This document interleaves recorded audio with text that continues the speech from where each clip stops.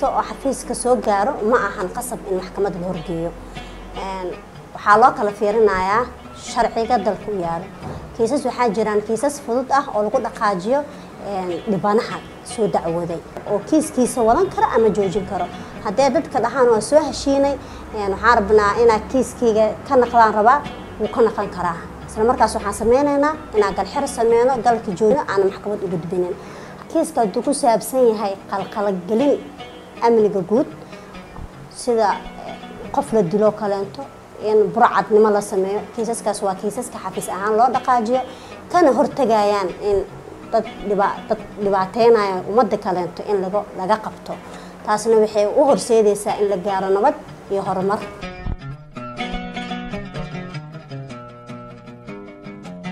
doorka ay ku leedahay shaqada aan qabto nabadda eedaysanaha haddii maxkamadda ay xukunto oo